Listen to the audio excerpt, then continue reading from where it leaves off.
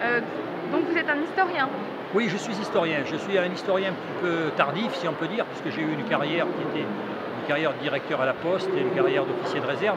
Euh, mais en fin de compte, je suis devenu historien tardivement et j'ai fait mon doctorat d'histoire sur le coup de la cinquantaine.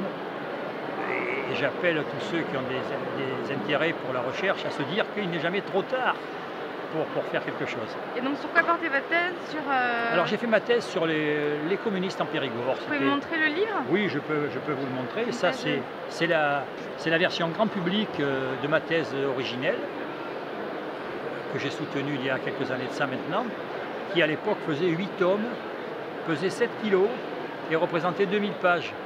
Donc je l'ai élagué pour en faire un livre grand public. D'accord. Et ce livre grand public a été publié par Pilote 24, donc mon éditeur. Encore que j'ai un autre éditeur, c'est l'édition Sud-Ouest.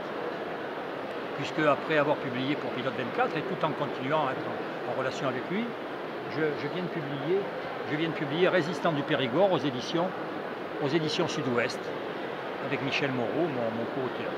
D'accord.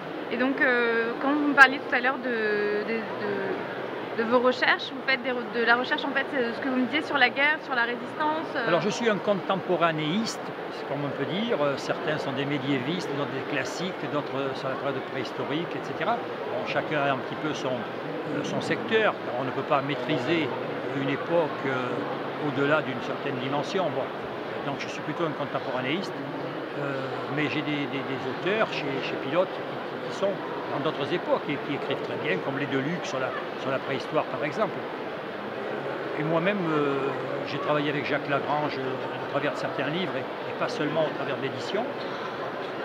Et je reste donc un de ces auteurs et j'espère pour quelques années encore. Et alors pourquoi, vous m'avez dit vers 50 ans, vous avez décidé de faire une thèse Eh bien, tout simplement parce que j'en avais une envie rentrée depuis longtemps, certainement, et parce que le hasard de ma carrière professionnelle m'a donné l'opportunité de prendre une retraite très anticipée, je le reconnais, très anticipée, surtout par rapport aux critères actuels. Et donc, je suis revenu en fac. Alors, moi qui avais fait une fac de droit initialement, qui avait fait une maîtrise en droit, ce qui avait un petit peu organisé ma vie professionnelle ultérieure, j'avais fait par la suite un DEA de Sciences Po. Et naturellement, après un DEA, on pouvait faire un doctorat, donc j'ai fait un doctorat. Ce n'était pas obligatoire, mais c'était tout à fait dans l'ordre des choses. Et donc j'ai fait un doctorat, c'est-à-dire j'ai travaillé dans un cadre organisé en quelque sorte. Et je suis passé du statut d'amateur à amateur éclairé, je veux dire, pas professionnel, mais pas loin peut-être. Bon, pour autant, je n'ai pas postulé à un poste de maître de conférence parce que il faut laisser la place à des plus jeunes qui ont quelques difficultés à trouver des emplois dans ce domaine. Mais moi, ça m'a permis d'acquérir des bases en matière de recherche, un sérieux en termes de compilation de sources que tout le monde n'a pas forcément. Donc de ce côté-là, il est bien de revenir en fac, il est bien de se remettre en question.